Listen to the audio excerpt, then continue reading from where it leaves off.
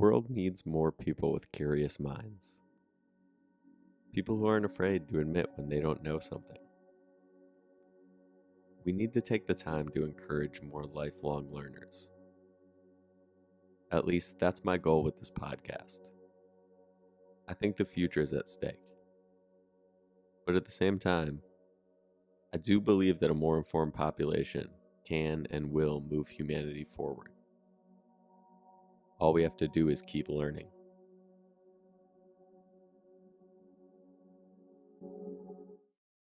What's going on, everybody? Welcome back to the podcast. Today, we're talking UFOs. And more specifically, we're talking about a UFO sighting that happened this year. So let's get into it. On Sunday, February 21st, 2021, two American Airlines pilots woke up, got ready, and headed to the airport to fly American Airlines Flight 2292 from Cincinnati, Ohio, west to Phoenix, Arizona. But at some time around noon, things took a turn when, according to CBS News, one of the pilots radioed to air traffic controllers and asked what I would describe as a less than ideal question when it's coming from a commercial airline pilot. Let's take a listen. Have any targets up here? We just had something go right over the top of us that, I hate to say this, looked like a long cylindrical object that almost looked like a cruise missile type of thing moving really fast that went right over the top of us. Whoa. Like, think about what we just heard there. He sounds very unsure of what that object was. And now remember, that is coming from a pilot. These guys have seen it all. Let's take a second to use that as some framing here. The men and women that are airline pilots have basically seen everything that they can up in the sky because they're in the air so much. I found out that just to become an American Airlines pilot, you have to have a minimum of 1,500 hours of flight time. And then after that, after you're already working for them, you're allowed to fly up to 1,000 hours per year. So when you have some of these pilots who have flown, let's say for 10, 15, 20 years, you're talking about 10, 15, 20,000 hours that they've spent in the sky. They are the humans among us that have spent by far the most time in the air just looking at shit. So they are very comfortable with what should and shouldn't be up there while they're flying their planes. It's how these airlines are just throwing random motherfuckers up there and being like, go for it. These pilots aren't calling in every day to ask questions like, what the hell was that almost just hit this plane full of people, including myself? That's not happening all the time. And part of the reason for that is they've seen it all. They see a lot of stuff up there, but they can explain it. They know what it is. And so they don't feel like they have the need to call it in. So you don't hear stories like this a lot. So with that being said, here comes the question that you're all probably wondering, and it's the exact same question I asked myself as soon as I heard that audio, and that is, what was it? What did they see? Now, in my mind, regardless of the route that we take to answer that question, we ultimately end up on two scenarios that are more likely than anything else. One, it was either a mistake that was made by the U.S. military, or it was aliens flying a spacecraft. Now, look, in situations like this, as much as I love UFOs and aliens and the topic of space, and if you listened to this podcast before, you're probably familiar with the fact that I enjoy learning about those things a lot. In situations like this, I think it's best to use Occam's razor when considering the explanation. It's actually one of the ways that we're going to look at this situation today throughout the whole episode. And if you're not familiar with Occam's razor, it is defined by Webster's dictionary as, quote, a scientific and philosophical rule that entities should not be multiplied unnecessarily, which is interpreted as requiring that the simplest of competing theories be preferred to the more complex, or that explanations of unknown phenomena be sought first in terms of known quantities. And I know that's a bunch of jargon, like that's a freaking mouthful, but basically that's a long ass way of saying the simplest explanation for something is typically correct. There's probably a lot of you that take that approach into your daily life. It's an idea that people are pretty familiar with, but sometimes Occam's razor is not like the name for it is not something people are familiar with. So that's what Occam's razor is. And this rule is usually touted by skeptics as a tool for looking at things that are usually viewed as conspiratorial. So, for example, it's when people say Bigfoot is just a guy in a costume, or the Loch Ness Monster is just a picture of a log, or alien abduction stories, or just crazy people who want attention. It's those types of explanations for those things that are usually satisfy Occam's razor, right? And look, I get it. Those explanations for those things, like those are the simplest and they make sense. Like they really, really do make sense. And in regards to American Airlines Flight 2292, I want to use Occam's razor as well, but I want to use it as both a tool to try to explain what happened, but I also want to use it as an example of why you might want to consider auditing your views in terms of what you think the simplest explanation for things are, right? Really look at that word simplest and try to look at how you define that. I think that too often our idea of simple is based on consensus. And my hope is that in this episode you might look at the facts and human nature, and you might make some inferences of your own, and I think that you might start to see that simplest is not always a synonym for the most common, right? The simplest explanation is not always the most common explanation. It is actually the simplest. And we're going to dive into that a little more as we go, but I just wanted to say that up front because I think this is kind of a cool exercise to do in a sense. And I think that this particular story is a great way to employ that tactic. So before we get into the two main options that I see as possibilities, I want to take you through a few things that I always consider when it comes to people seeing weird shit when they're in airplanes. And I know what you're thinking. Like one of the things or the things that you always consider, like how much are you like, are you doing this? And I'll be honest, I love UFOs. I love stuff like this, and I think it's always important to kind of touch on the basic stuff first, and try your best to explain what happened in a very simple way using this little kind of checklist, right? Some of the most obvious explanations. And then if you can kind of look at those and say, it just doesn't make sense, then you get to move on to the fun stuff, right? And so let's go ahead and start with that checklist, okay? So first, we have to consider whether or not those pilots are lying as a joke between the two of them. And I guess technically that could be true, but why would they do that is really my question. I mean, imagine if they were. First of all, let's just imagine they were. Imagine that the one pilot was on like his last day before retirement and he was like, you know what, man? Watch this. And he radioed it in. It was like some sort of like prank that he thought he pulled. Like, that's an all-time prank. That is very, very funny. I know a lot of people, and I know people who are listening to this right now that would absolutely do that prank or at least consider it, right? I shouldn't say they would absolutely do it, but there are some people that I know are listening to this right now that like 99% chance they would consider pulling this prank.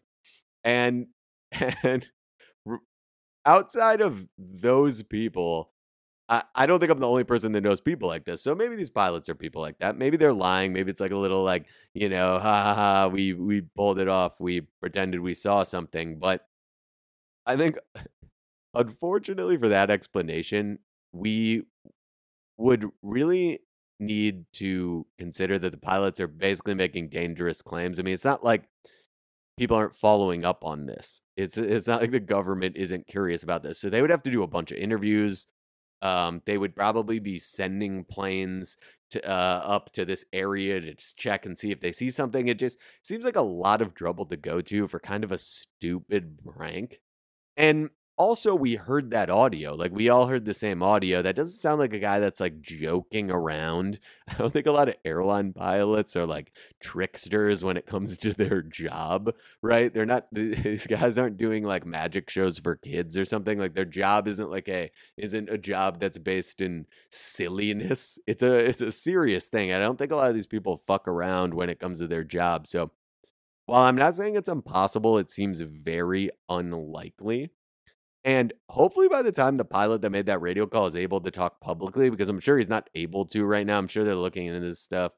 But hopefully when he is allowed to at some point, it might be years from now, I can have him on this podcast and we can talk about it. I think that would be awesome. I would love to do that.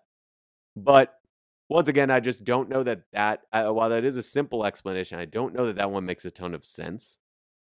And so then there's a second thing that I always try to look at when these situations occur, and that is the question of some sort of naturally occurring phenomena.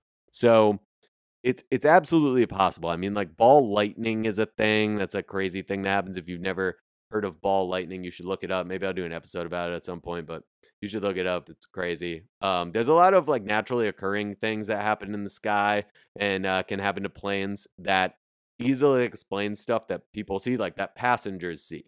The problem that I have with that, even though it probably would satisfy Occam's razor, it's very simple, is pilots are aware of that stuff. Like most of them have encountered crazy shit like natural phenomena when they're in the air. I mean, it's not like these guys and girls have never flown through fucking storms, right? Like the men and women that are pilots are once again they're very well trained. They've kind of seen it all.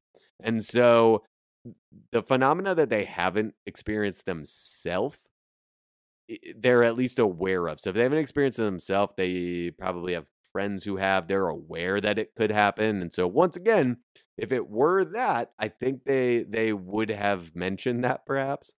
And so if we take these two things off the list, right, the naturally occurring phenomena and the idea that the pilots themselves are lying, then we come back to the two possibilities that I think exist. The first of those is that it could have been military in origin. The United States has a long history of using the southwestern portion of our country for military tests. And we even have an example of this on this show. We've covered the first ever nuclear test, which was done in New Mexico. And then, of course, you've also got Area 51, and then the larger S4, which is made famous by Bob Lazar, if you're familiar with him. And both of those are also in the southwestern United States. And so, simply put, the pilots of Flight 2292 could have definitely seen a military test. It could have been a military test flight. That absolutely, I think, is a simple explanation of what they could have seen. Some sort of military test flight that they were not supposed to see. However, it's also possible that maybe they were supposed to see it. The United States could have decided to fake some sort of alien sort of, I guess, interception of that flight or whatever you would call it. They could have definitely tried to fake a UFO encounter, but it's funny because I've always thought that could be a thing that our government could do if we wanted to. Like, we could definitely fake an alien landing. I mean, with some of the secret shit that I'm sure we have, and then if you combined that with, like, have you ever seen Hollywood makeup artists? Or, like, at this point, honestly, like, the people from YouTube could do it. Like, if you give Jeffree Star that job, that dude's knocking it out in, like, the first half of an afternoon. And you would have no idea. They would come down on some plane you've never seen. And, I mean, think about it, like, have you, do you know what secret planes the military has? Like, me either. That's the point. Like, who the hell knows what they have? Half the stuff that they already have looks alien. I can't even imagine what the secret stuff looks like. So I think it doesn't actually point to the simplest explanation, but I mean, I guess that's kind of a sidebar. But I think if the U.S. government wanted to fake an alien landing, they absolutely could. But anyway, military test flight could possibly be an option. And The option of a military explanation is interesting when you learn, as I did, that the sighting happened about 400 miles away from the Army's White Sands missile range in New Mexico. Then again, that offers up the uncomfortable reminder that the pilot did describe a cruise missile type of thing. That was his wording. And they were 400 miles away from a missile range. So, if right now you're thinking, well, 400 miles away, how far can a missile travel? Don't worry, I thought the same thing and I looked it up. And a Tomahawk cruise missile has a range of approximately 1,500 miles. So, yeah, that American Airlines flight was in range, especially for a major fuck up. If you don't think that the United States military fucks up sometimes, I sadly have to remind you that they definitely do. And it brings me no joy to point these things out. I'm not trying to like be on here and be funny when I point these things out. I'm not trying to like dunk on the United States military. Like I hate you. I love the United States of America. I think of myself as a patriotic person. But I do think in the context of what we're talking about here, it is important that we consider something like that. So for the real hardliners that don't think our military ever fucks up, let me point you to a recent example that is no further back than the years 2008 to 2016. Because under the Obama administration, the United States killed over 300 civilians in drone strikes that were conducted in the Middle East. In one specific instance, we used Hellfire missiles to kill 12 men and injure at least 15 others in Yemen. Of course, one of those 15 wounded was the bride. That's right, the bride. Because we fucked up and accidentally lit up a wedding with missiles that cost $150,000 each. That's right. Every single Hellfire missile that we have costs $150,000 of your taxpayer money, just in case you were curious. Then, of course, there's 9/11, where the United States Air Force failed to intercept 4 planes after having perfectly intercepted every single test flight throughout the year up until that point. We went over 4 on that one. And of course, that depends on what you think happened with Flight 93 over Shanksville, Pennsylvania. I know it's not completely related, but if you're for some reason shocked and upset by what I'm saying in regards to 9/11, I do think you need to understand that those 2 particular instances that I'm speaking to are not really all that controversial. I hate to be the person to break that to you, but the data is absolutely available and has been covered extensively on the 100% accuracy rate of interceptions in that year on the test flights. And also the journalist Garrett M. Graff has done great work. Sorry, I had to get a drink there. He's done great work on through his book and for Politico on the subject of Flight 93, where he documented the discussions between high-level government officials about shooting down Flight 93 while it was in the air and presumably headed towards Washington, D.C. Those discussions actually happened. They were actually talking about shooting it down. And that it just is a fact. I would encourage anyone that's interested in this, as I'm saying this, or anyone that wants to get upset with me right now, both of you, if you think this is interesting, or if you're pissed at me right now for some reason, I would encourage you to look up his writing. I think his Politico piece is called 9/11 Oral History, or something like along those lines. Or that might be the book, but anyway, if you look up the author's name and something along those lines, you'll be able to find what I'm talking about. But those, like I said, those discussions actually happened, and the wreckage is also interesting because it's not really like a lot of plane crash wreckage that you see. So once again, I'm sorry I'm off track again, but just anyway, if that's something that interests you, I would suggest you look into it. But like I said, well documented, those 2 things. So sorry if that offends anyone, but those 2 elements are well documented. The point that I'm making overall, though, I still think is important, and that is that our military fucks up sometimes. So it could totally be that as well. Maybe it was a missile test that didn't do exactly what it's supposed to do, or maybe it did, and they didn't realize that this flight was coming in. I have no idea, but that seems like a fuck up that could absolutely happen. And if we're looking at Occam's razor, pretty simple explanation for what those guys saw up there. But then again, according to CBS News, a Pentagon spokesperson said, quote, the Defense Advanced Research Projects Agency, that's a freaking mouthful, known as DARPA, the Missile Defense Agency, and U.S. Strategic Command didn't conduct any tests from the missile range Sunday.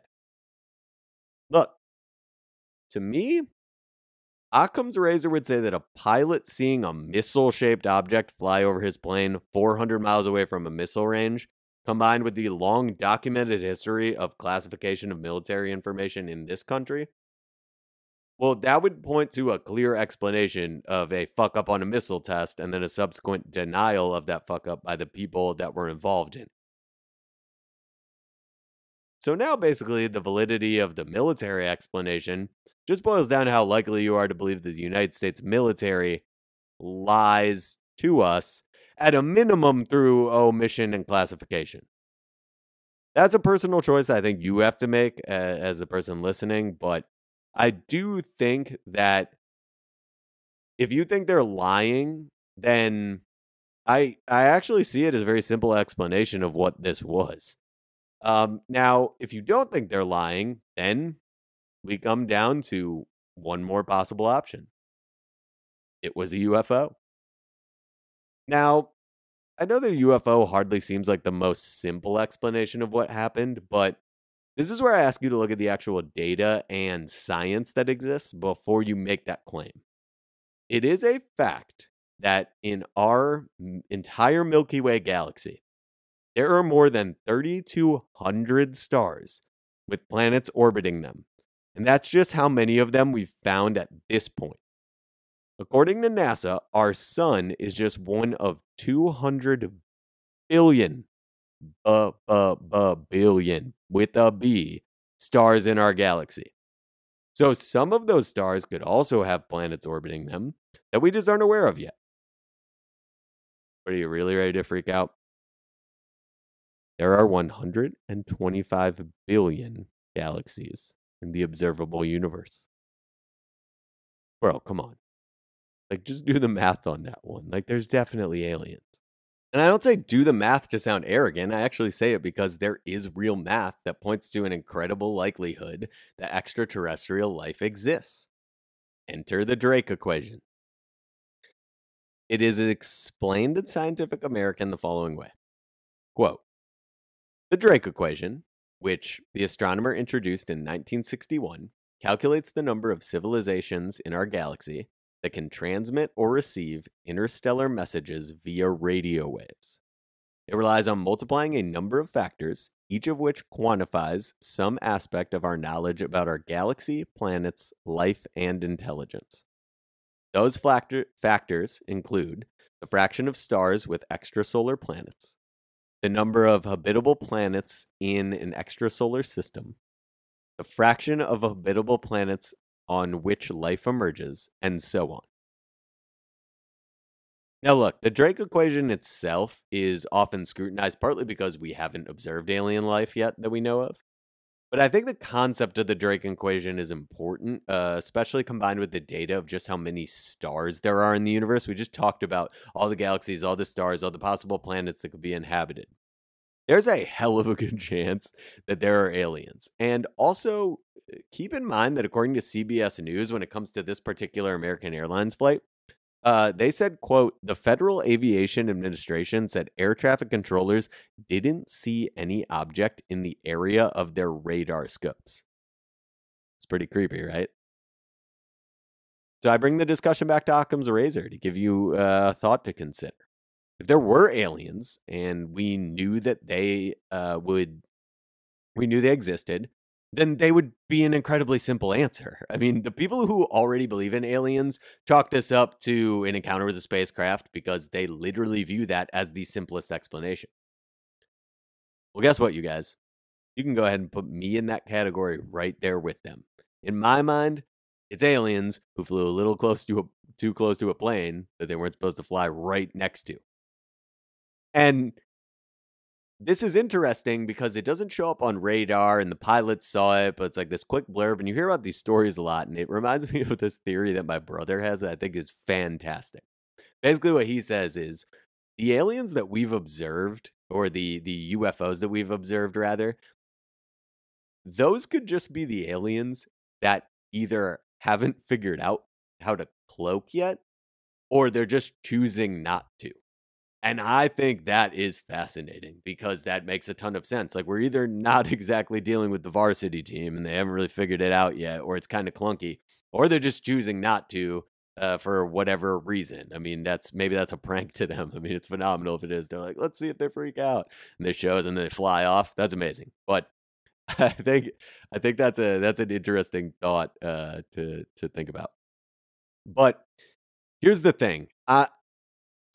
I'm once again, as I've said many times before, I'm not an expert. Like, don't take what I say too seriously. I'm just a guy on the internet reacting to a story that I learned about the other day.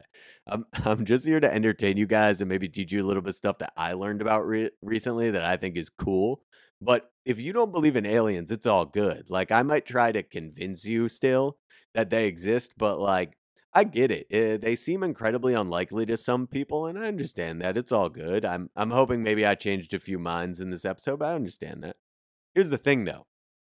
Assuming that we agree that the two most likely options are the two that I've laid out, just remember that no matter what your opinion is, you either think that the United States government and the military is lying to us, or you believe in aliens. There is no other option there. You either are calling the United States government a liar, and you would say it to their face, and that's fine. That's the one option. Or the other option is aliens. That's the only way that I can kind of make sense of it. Now, to get serious for a second, basically what this means is that half of the people listening to this believe in aliens, the other half doesn't trust our government. And I that's not even counting the people that think both of those things, and I don't think that is great overall. That's the case, and this is honestly my argument against secrecy from the government in regards to UFOs. Look, FBI, CIA, Pentagon, Joe Biden, I do not care. I don't care. If any element of the government is listening to this or ever hears it, what I'm telling you is we can handle it. Just give us the UFO information. No more secrets. It'll be fine. I'm telling you, it'll be cool. We just want to know. We'll sell merch. We'll have a landing party for them. It'll be awesome. Just tell us we can handle it. No more secrets. Just tell us what you really think those pilots on flight 2292 saw. We'll all be happy that you did it. Look, the way I see it with this is it's either a conspiracy or it's aliens. And that's a beautiful thing because it's real and it's a little crazy and I love it. All right, everybody, that's our episode for today. If you prefer the video version of this podcast, please head over to YouTube. I'm trying to grow that channel a little bit. If you want to kind of see the studio, got my cool little Got Scott shirt on. My dad actually sent me this, so if you guys want a Got Scott shirt, go ahead and hit my pops up. But if you do want to see that video version, go ahead and head on over to YouTube. And also, I'll post some clips on social media and stuff like that. So if anybody's interested in seeing some of those, those are always on social media, Twitter, TikTok, Instagram, and YouTube. So just wanted to go ahead and throw that in there in case anyone was wanting to see the video version. But anyway, shout out to all my family and friends, and just thanks to everybody for tuning in. I know this was kind of a crazy one. I feel like it was a little bit all over the place, but I kind of like that. I think anytime you're talking about UFOs, like, let's just dive in and see what's there. So keep learning, guys. Keep looking up stuff that interests you, and I'll see you guys next time.